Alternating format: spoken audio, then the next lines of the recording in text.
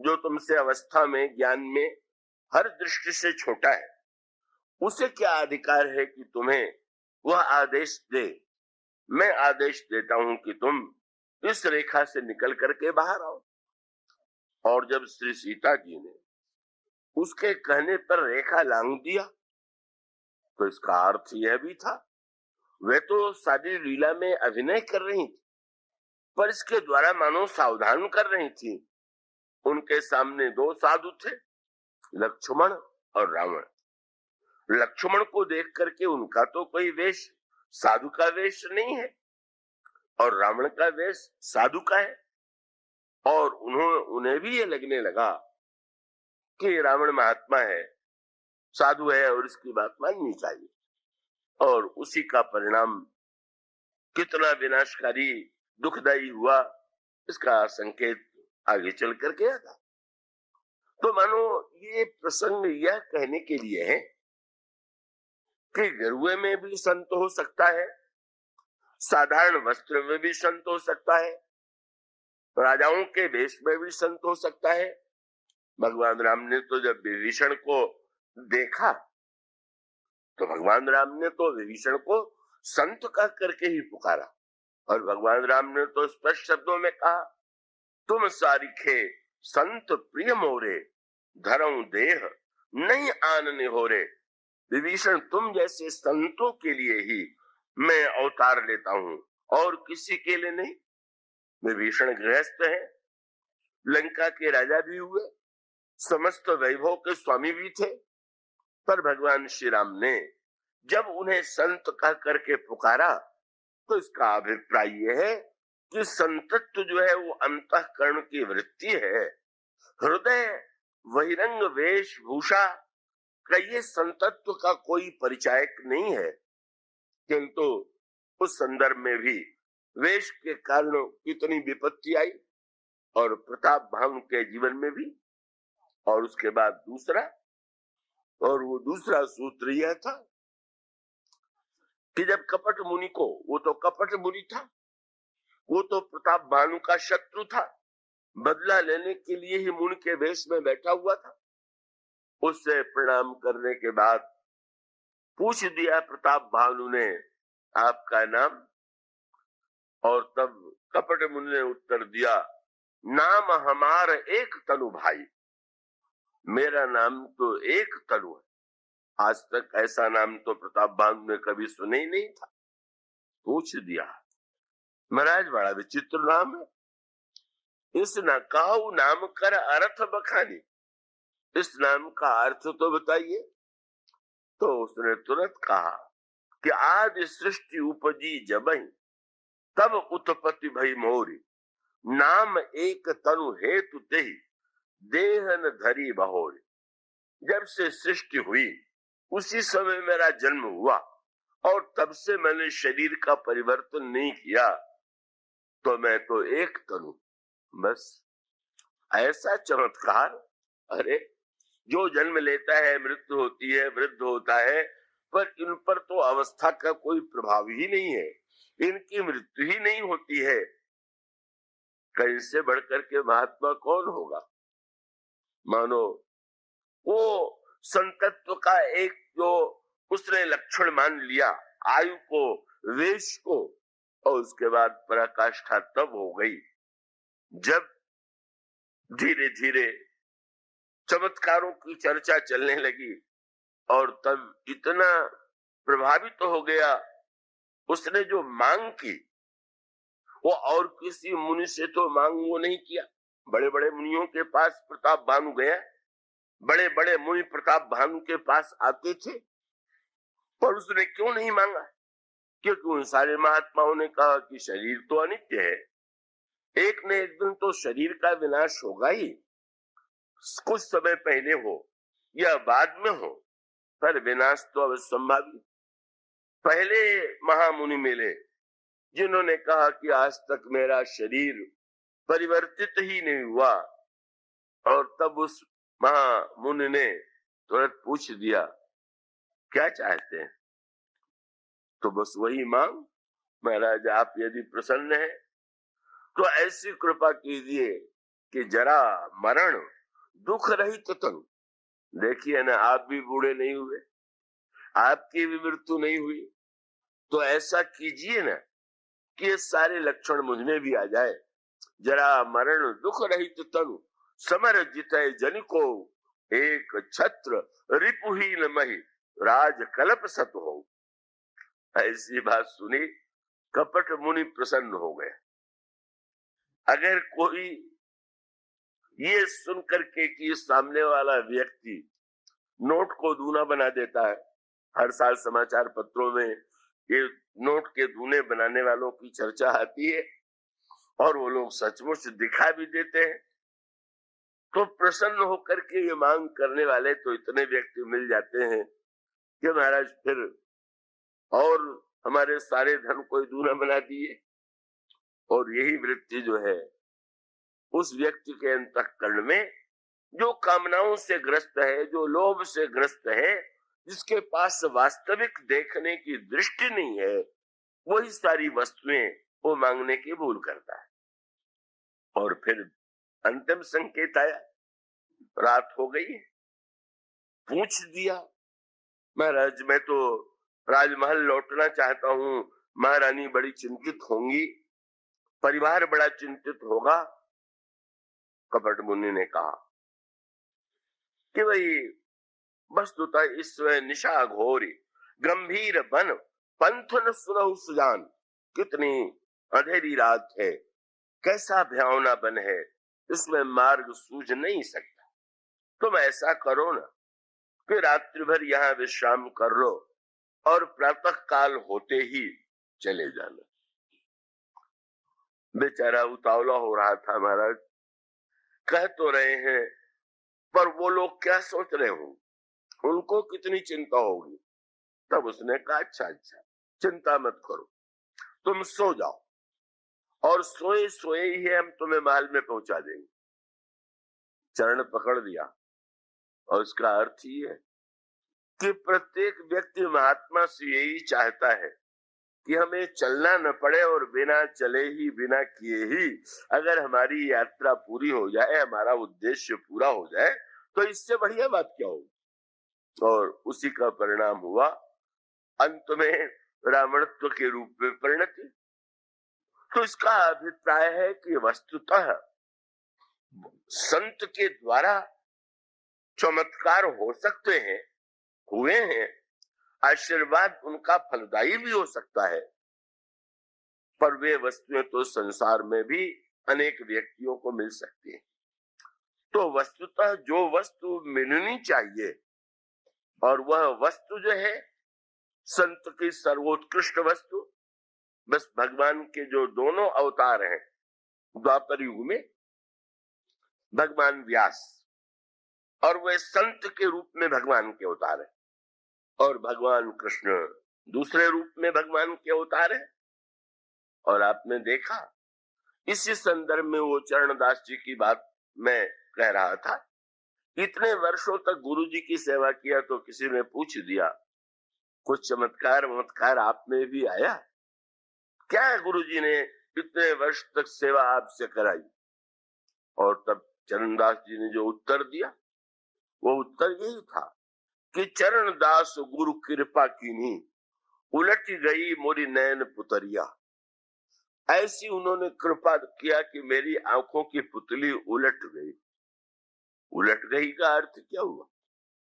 तो जिस दृष्टि से मैं केवल बहिरंग संसार को देखता था, जिस दृष्टि से मैं का देखा करता था, वो मेरे देखने की दृष्टि बदल गई। हम वस्तुतः बाहर की अपेक्षा अपने अंतर में बैठ करके भीतर की ओर देखने लगे। और तब मानो इसका अभिप्राय यह है कि ऐसी दृष्टि की आवश्यकता है कि जिस दृष्टि के द्वारा हम जब अंतर में देखेंगे, तो अंतर में देखने के लिए तो वस्तुतः अंतर में तो साक्षात भगवान विराजमान है। तो इसका अर्थ ये है कि दृष्टि की सार्थकता तो यही है, और उस सार्थकता को उसका संकेत दो ही रूप में किया जा सकता है। यहीं के एक कवि की पंक्तियां श्री महादेवी जी ने जब यहाँ थी, वे आती थी कथा में, उन्होंने सुनाई। किसी ने पूछा कि श्री कृष्ण को देखने के लिए कौन सी दृष्टि चाहिए, तो उन्होंने यही कहा, देखन को घनश्याम की मूरत चाहिए सूर्य की आंधरी आंखें। घनश्याम की मूर्ति को देखने के लिए तो सूरदास की अंधी आंखें चाहिए। तो इसका अर्थ ये, संसार की दृष्टि से जिसकी दृष्टि अंधी नहीं हो गई, उस व्यक्ति ने भगवान को देखा ही नहीं। रामायण में भी बड़ा मीठा प्रसंग आता है। जनकपुर से दूत आए पत्र लेकर के, भगवान श्री राम का और महाराज श्री जनक का। महाराज दशरथ ने पास में बैठा लिया और दूतों से जब प्रश्न करने लगे तो प्रश्न तो बड़े विचित्र, बड़े अटपटे, बड़े अनोखे थे। दूत तो सुनते ही आश्चर्य करने लगे, ऐसा प्रश्न तो कभी सुनने को नहीं मिला। पूछा, भैया कहो कुशल दो बारे, भैया यह तो बतलाओ मेरे दोनों नन्हे बालक। दूत सोचने लगे, पत्र में पढ़ चुके कि इनके पुत्र ने शंकर के धनुष तोड़ दिया, इतने चमत्कार सुनने के बाद भी पूछ रहे मेरे नन्हे बालक। कैसी अद्भुत दृष्टि होगी कि इतने चमत्कार और इतनी महिमा सुनने के बाद भी जो यही कह रहा है कि मेरे बालक नन्हे। एक नया शब्द सुनने को मिला, पर उतने से ही प्रश्न रुक नहीं गया। अगला प्रश्न और भी अनोखा था। पूछ दिया, भैया कहो कुशल दो बारे, मेरे दोनों नन्हे पुत्र कुशल पूर्वक तो हैं। और भी अद्भुत, आश्चर्यचकित हो गए।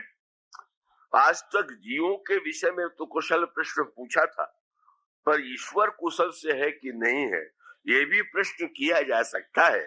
आज तो ये प्रश्न भी महाराज कर रहे हैं, पर प्रश्नों की श्रृंखला बढ़ती गई। फिर उन्होंने पूछ दिया, क्या आप लोगों ने उन्हें देखा है? आश्चर्य, पत्र लेकर के आए हुए हैं, पूछ रहे हैं कि देखा है? चुप है। तो फिर पूछ दिया है कि क्या अपनी आंखों से देखा? फिर भी चुप। फिर भी संतोष नहीं हुआ। बोले, अपनी आंखों से देखा है तो क्या भली प्रकार देखा? शब्दों को आप पढ़िए, अनोखा ही प्रश्न है। भैया कहो कुशल दो बारे, तुम नीके निज नयन निहारे। अपनी आंखों से अच्छी तरह से भली प्रकार से देखा है क्या?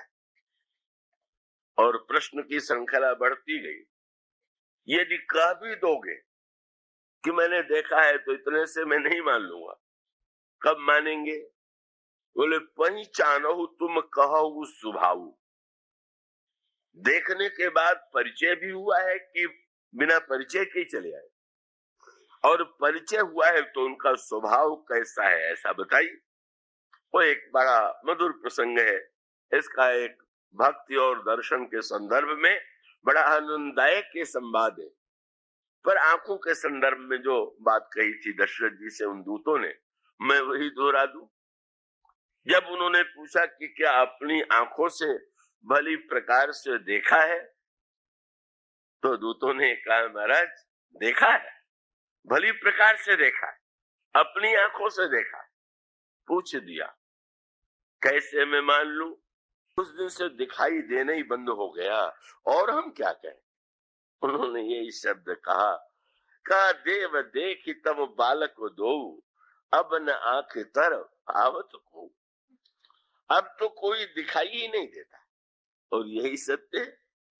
संसार दिखाई दे रहा है तो ईश्वर नहीं दिखाई दे रहा, और जब ईश्वर दिखाई दे जाता है तो संसार का दिखाई देना समाप्त हो जाता है।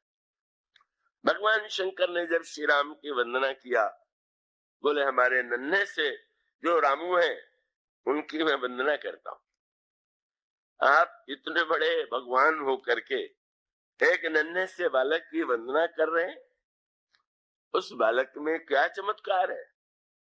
आपने अगर ध्यान से पढ़ा हो तो यही मिलेगा। शंकर जी ने जो वाक्य कहा कितना दार्शनिक है। उन्होंने यही कहा, बंदऊ बाल रूप सोई नामू, सब सिद्ध सुलभ जपत जिसु नामू। देखने का जानने का परिणाम क्या होता है? बोले जे ही जाने जग जाई हेराई, जागे जथा सपन भ्रम जाई। जैसे जागृत होते ही दिखाई देने वाला सब सत्य सब दिखाई देना बंद हो जाता है, उस तरह से जिसने इन हमारे नन्हे राम को देखा उसके लिए संसार खो गया। यही वस्तुतः दृष्टि है, और यही दृष्टि संत के द्वारा मिल सकती है, मिलती है। अगर व्यक्ति सचमुच व्यक्ति वह दृष्टि पाना चाहे तो महाभारत में एक पात्र धृतराष्ट्र है और दूसरे अर्जुन है, और दोनों के सामने दो भगवान, वो व्यास है और उधर भगवान कृष्ण है, और दोनों ने ही दृष्टि का, दोनों में आप वही सूत्र पाएंगे। भगवान कृष्ण ने अर्जुन को दृष्टि दिया और व्यास जी ने धृतराष्ट्र को दृष्टि देने का प्रस्ताव किया, किंतु अर्जुन में और दुर्योधन धृतराष्ट्र में यही तो अंतर है।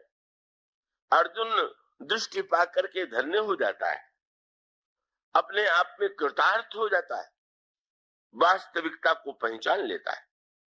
पर कैसी विडंबना है व्यक्ति की, मोह की कैसी विडंबना है कि उसको दृष्टि दे रहे हैं भगवान व्यास, पर वो कहता है कि मुझे वह दृष्टि नहीं चाहिए। और उसके बाद जब उन्होंने कहा कि अच्छा तो तुम सुन लेना, तो सुन लेने के बाद भी यही कहा कि अच्छी बात है। संजय को भगवान वेद व्यास ने दृष्टि दे दी, और तब संजय ने पूरे युद्ध का वर्णन सुनाया। पर वो महाभारत के दूरदर्शन में जैसा दिखाया गया है, का महाभारत में सचमुच उसमें बहुत विलक्षण एक बात कही गई। संजय की दृष्टि का उपयोग भी धृतराष्ट्र ने 10 दिन नहीं किया। ध्यान रखिए, 10 दिन तक जो युद्ध हुआ उसमें संजय से एक बार भी धृतराष्ट्र ने ये नहीं कहा कि युद्ध का वर्णन सुनाओ। जब संजय ने 10 दिन के बाद यह सूचना दिया कि महाराज पितामह भीष्म तो रथ से गिर गए सरसैया पर, घबरा गया। इस मनोविज्ञान पर आपने ध्यान दिया, इस स्वभाव पर आपने ध्यान दिया। कहीं न कहीं व्यक्ति अपने आप को भुलावा देते रहना चाहता है, और इसका अर्थ यह है सब कुछ व्यास के द्वारा सुनने के बाद भी वो कहीं न कहीं आशा पाले हुए था कि अरे नहीं नहीं, जब हमारे पक्ष में पितामह भीष्म जैसा बाल ब्रह्मचारी महान त्यागी सर्वश्रेष्ठ अस्त्रवेत्ता है, जिसको इच्छा मृत्यु का वरदान है, कैसे हमारा पक्ष हारेगा? ये लोग भले ही कह रहे हैं, कहने वाले चाहे जितने बड़े हो, क्या पर भीष्म साधारण है क्या? ये भुलावा वो अपने को दे रहा है, और ये मोह की वृत्ति है कि हम सच्चाई को किसी न किसी तरह से अनदेखा करना चाहते हैं। संजय को दृष्टि मिली हुई है, फिर भी उसका प्रयोग नहीं करते। और 10 दिन के बाद का जब ये सुन लिया कि भीष्म गिर गए, तब वो डगमगा गया। अरे, जिनको इच्छा मृत्यु का वरदान था, क्या हो गया? उसे ये भूल गया कि भीष्म को इच्छा मृत्यु का वरदान तो था, पर क्या इच्छा करने में भीष्म स्वतंत्र थे क्या? बस यहीं पर उसका गणित गड़बड़ा गया। तो इसका अभिप्राय ये है, इच्छा मृत्यु का वरदान होते हुए भी लगता है कि जिसको इच्छा मृत्यु का वरदान मिल गया वो अमर हो गया। नहीं नहीं, भगवान कृष्ण तो मुस्कुराते हैं, अरे जब अवसर आवेगा तो इच्छा भी इसमें उत्पन्न मैं कर दूंगा, हो ही जाएगा, चिंता की कोई बात नहीं। और तब उसने पूछा, गीता का प्रारंभ कहाँ से आपने हुआ, ध्यान दिया? गीता के दो श्रोता हैं, या तो अर्जुन या धृतराष्ट्र। इस शब्द पर ध्यान दीजिए। अर्जुन ने भी गीता सुनी और सबसे पहले उस गीता का उपदेश दूसरे जिस व्यक्ति ने सुना वो धृतराष्ट्र ही था।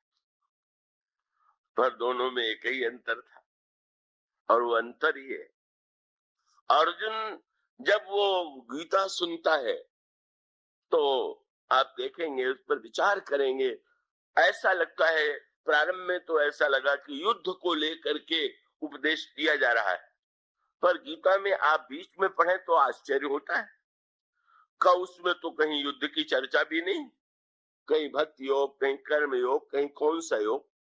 आजकल के बुद्धिमान श्रोता होते तो कहते कहां वक्ता भटक गया, कहां से कहां चला गया, पूछा गया युद्ध के विषय में प्रश्न, वहां पर उपदेश दिया जा रहा है, आत्म तत्व क्या है, सृष्टि तत्व क्या है, भक्ति योग क्या है।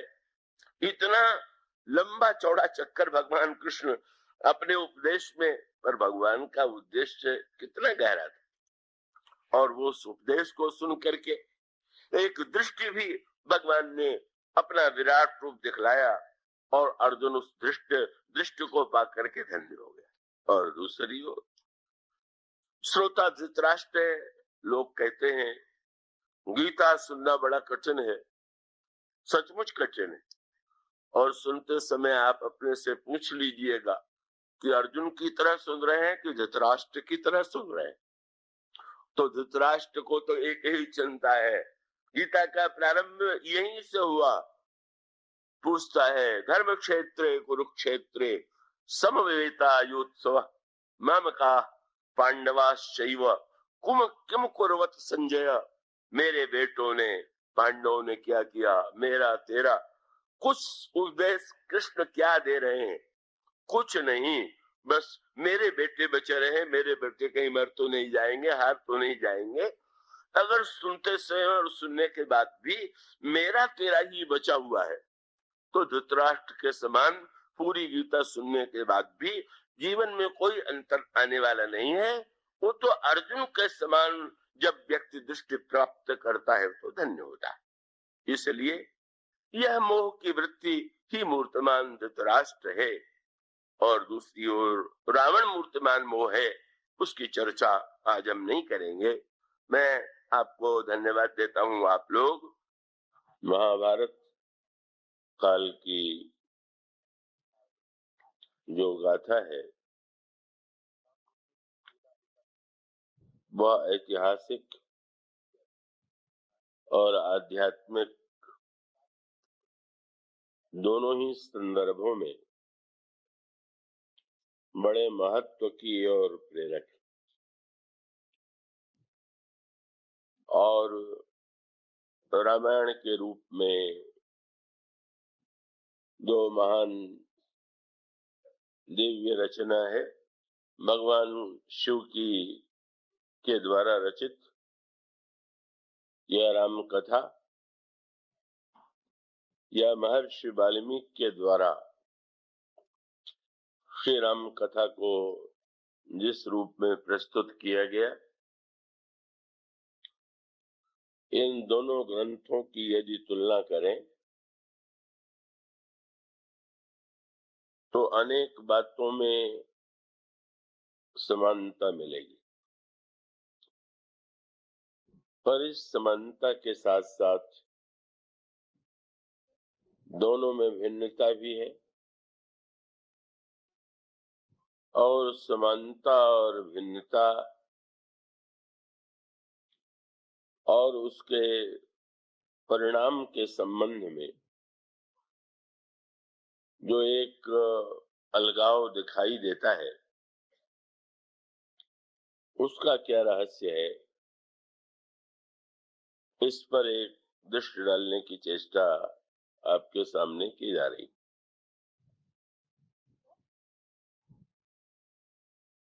का ऐतिहासिक संदर्भ में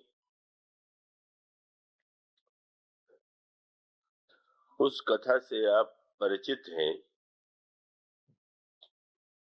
कि जिसमें धृतराष्ट्र और पांडु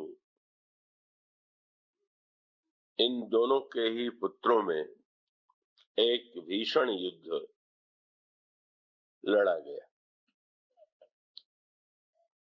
दोनों एक ही परिवार के सदस्य हैं, किंतु दोनों में जिन वृत्तियों का परिचय दिया गया, उसी संदर्भ में कल धृतराष्ट्र की चर्चा आपके सामने की जा रही थी। रामायण में अंधत्व की एक व्याख्या की गई और वह उत्तरकांड में किन दुर्गुणों के कारण व्यक्ति कैसा बन जाता है, इसका एक संकेत किया गया। आप लोगों में से जिन्होंने रामायण को गहराई से पढ़ा होगा, उनका ध्यान उन पंक्तियों की ओर गया होगा। उसमें कागभूषुंडी और गरुड़ के संवाद में कागभूषुंडी कहते हैं और उसमें भी सबसे पहला नाम उन्होंने मोह का लिया और मोह का नाम लेते हुए उन्होंने कहा, मोहन अंध कीन केही को जग काम नचावन जेही तृष्णा केही न कीन बहुराहा केही कर हृदय क्रोध नहीं दाहा गुणकृत सन्निपात नहीं केही कौन मान मद तजऊ निवेही जौवन ज्वर केही नहीं बलकावा ममता केही कर जस ननसावा मच्छर काहि कलंक न लावा काहि न शोक समीर डुलावा सुत बित लोक ईसना तीनी किन कर मति इन कृत न मलिनी ये सब माया कर परिवारा प्रबल अमित को वर्णे पारा। इसमें मानव जीवन में आने वाले दुर्गुणों का और वे दुर्गुण कैसे व्यक्ति पर अधिकार कर लेते हैं, इसका संकेत कागभूषुंडी जी ने गरुड़ के समक्ष किया। पर वहां पर भी प्रारंभ मोह से ही किया गया और यह कहा गया कि मोह जो है किस व्यक्ति को अंधा नहीं बना देता। और जहां उसी उत्तरकांड में दुर्गुणों का वर्णन रोगों के रूप में किया गया और वहां पर मन के समस्त रोगों का वर्णन करने के साथ साथ जब यह प्रश्न किया गया किन मन के समस्त रोगों के मूल में कौन है, काम क्रोध लोभ मद मोह मत्सर, आज इन सब का वर्णन रोगों के रूप में ही किया गया